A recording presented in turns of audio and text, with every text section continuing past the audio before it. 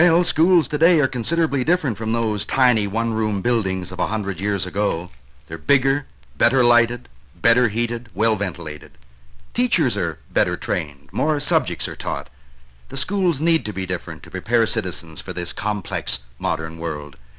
But what if 100 years from now, the year 2067, when Canada is having its 200th birthday? What kind of schools will they have then? What kind of world? Of course, we can only guess, can't we? But let's give it a try. Let's get into our time machine and go 100 years into the future. Are you ready? Away we go.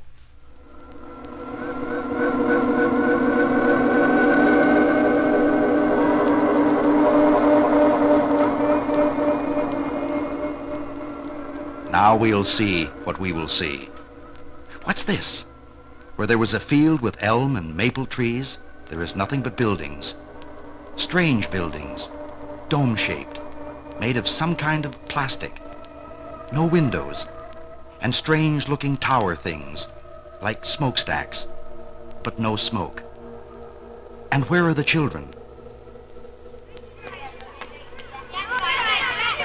There are some over there in that enclosure. Hey, some of them are playing ball and skipping and shoving each other. And there's a girl, just stole a boy's cap. Well, kids haven't changed much anyway. But I still don't see their school.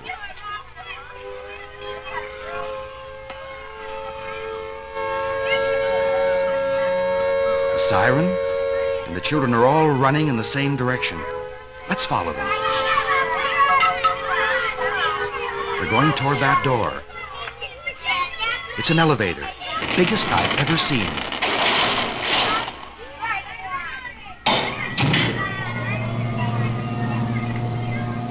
We're going down. Of course, the school is underground.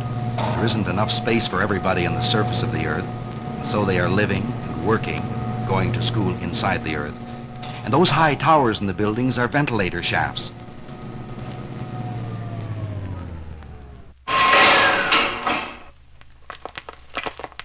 Now the children are going into a big room.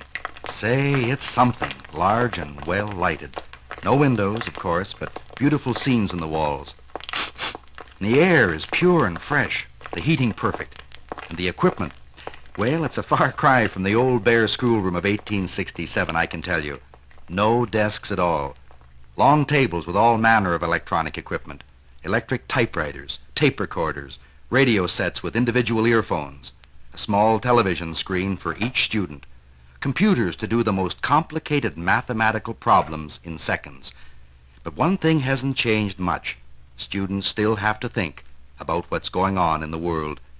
I wonder what is going on in the year 2067. There's the teacher, Professor Evans. Now, boys and girls, we'll begin our lessons with a discussion of current events. This is a most important day. Oh, Miss! Don't snap, please. Yes, Harry? It's World Election Day. Correct. This is the day when people all over the world will be voting to determine the world's government for the next 5 years. Miss! Jean? Yes? And they're voting whether or not to let the colony on Pluto become a full member of the solar community. Yes, that's right. A most important decision. Now, as you know, Pluto was colonized only 25 years ago, and the people there are now requesting that they be admitted to the universal government. It's hoped that everybody will stay home today and vote. Yes, Wilfred? I was scanning some videotape in the library last activity period, and I came across this thing about how they used to have elections 100 years ago. That should be very interesting. Tell us about it. Well, in the first place, only people over 21 could vote. Yes, I know it seems odd to us now, when everyone over the age of 12 can vote, but in those days people weren't as well informed as they are now, and it was thought that only older people should be able to vote. Now, what else did you learn? Well, everybody didn't have a voting machine in their own home the way we do now. They went out to places called polls. I never heard of this. Yeah, and it took them half a day to figure out who had won the election. That's correct. Now, because every home voting machine activates a central computer, we know the results immediately. Besides, 100 years ago, there was no world government. Each country had its own government, and that was all. But, teacher, how did they rule the world? I mean, make decisions and settle problems. I know. Yes, Harry? They fought. That's right. They had wars and killed each other. How could they solve any problems that way? I mean, by killing each other. They didn't, I'm afraid. Only made bigger problems. But all that's ancient history. Let's go on to something more pleasant.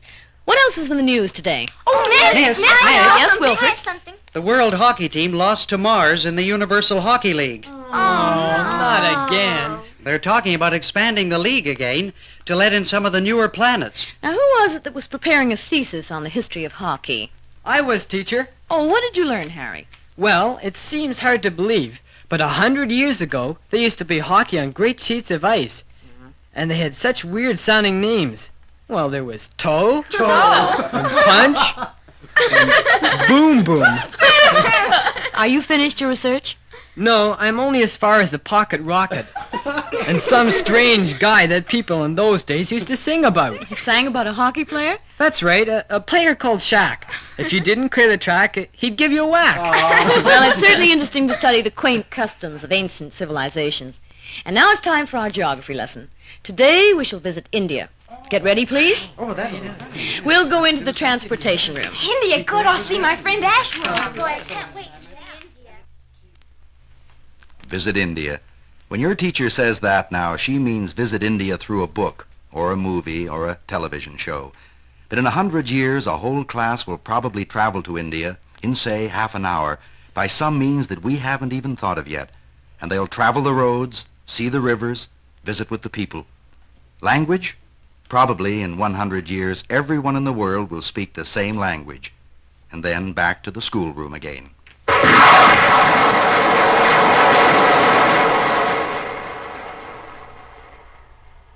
And now for our history lesson. Because this is the year of Canada's 200th birthday, we're going to see and hear some of the events of 1967. That year, they had what was called a World's Fair in Montreal. And here's the videotape of the opening of the fair. Turn down the lights, please. Those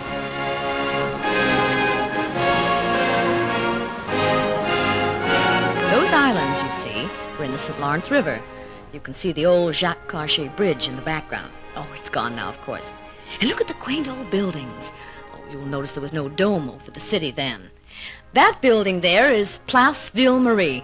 Now, it's hard to realize now, but it was quite famous in its day. The tallest building in Canada. Oh, you remember that there was some controversy recently about whether it should be torn down. But it had to go to make room for modern buildings.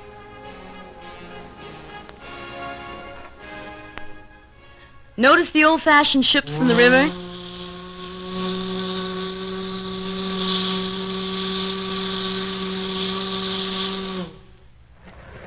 And look, there's an aircraft flying overhead.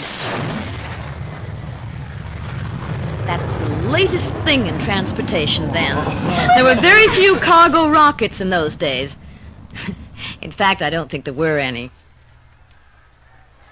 And here we are in the grounds of the fair now. This was considered a very big crowd then. Now remember, there were only 20 million people in the whole of Canada in 1967. Just about half the number that are in Ontario today. Ouch! Turn off the machine and turn up the lights, please. Now then, Arabella, what seems to be your problem? Nothing, teacher. Did you just scream? Yes, but... It was my fault, teacher. I pulled her braids. You did. Well, I've warned you about that, and I'm afraid as punishment you will have to miss our picnic in the Vacation Galaxy. And speaking of our picnic, Wilfred, did you check on the kind of weather that Control has scheduled for next Friday? Yes, I did, teacher.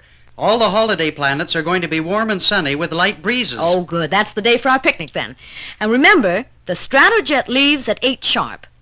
Yes, Jean, what is it? Well, I was wondering, what did people do before they were able to control the weather? I mean, if they wanted to go for a picnic. Well, I suppose they just took the chances. If it rained, it would spoil the picnic. Oh, our way is much better, of course. The scientists plan the weather a year in advance, providing the right amount of rain at the best times for the different crops. And now it's time for our literature lesson. Those of you studying Shakespeare, tune your receivers to the British Instruction Centre in London, where there's a production of As You Like It.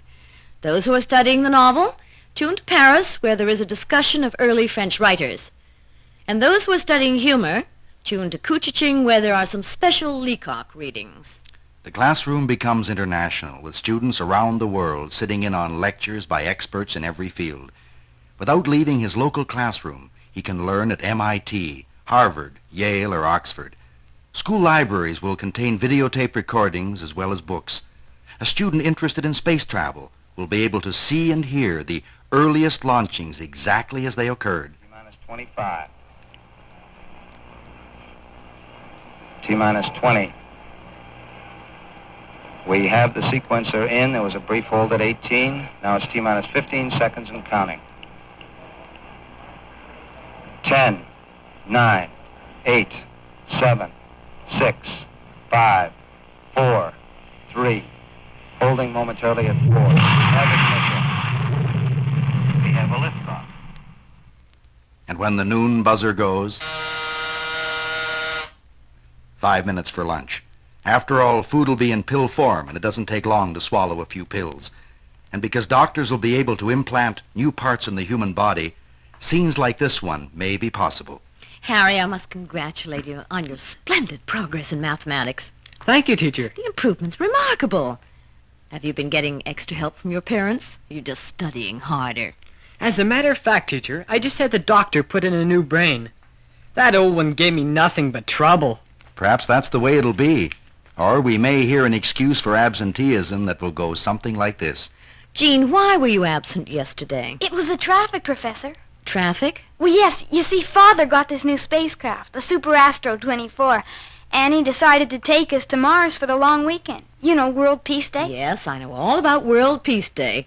If you remember, we had a pageant celebrating the formal signing of the Disarmament Agreement of 1995 that put an end to all wars. You were in it. Yes, Professor. And what has that to do with your being absent? Well, on the way back from Mars, we ran into this space traffic jam. Honestly, I never saw so many space vehicles in all my life. Just thousands of miles of them. Yes, go on. Well, it became impossible to move, so when Daddy got as far as the moon, he decided we'd spend the night there. He was terribly tired. Oh, and we stayed at that new Moonglow Motel. You know, the one inside the moon? I've never heard of it. Professor, you wouldn't believe it. Moving pictures in every room, swimming pools, and the most gorgeous... Yes. Well, I guess we can excuse you this time, Jean. Oh, thank you, Professor. Provided Provided? that you prepare a videotape about Mars to show to the class. You might call it, let me see. Oh, yes, What I Did on My Holiday. Now, remember, some of your classmates haven't been to Mars yet. This will give them a chance to see it. Yes, Professor Evans.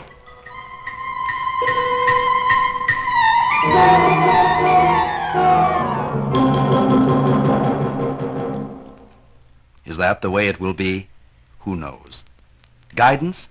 Computers should be a big help here. Just program the information. Here's Harry. Let me see. I like arithmetic, so I'll push this button. And I'm good at spelling, so I'll push this one. My father is a veterinarian. His father was a preacher. My mother's father was a farmer. I had a great-great-uncle who was a horse thief. Oh, no. Better leave him out of this. Push the buttons. I like hunting, and hockey, and swimming, and animals. Push these buttons. I'm 12 years old, blue eyes, 5'3.5 inches tall, 100 pounds. My average last month was 73. Push these buttons.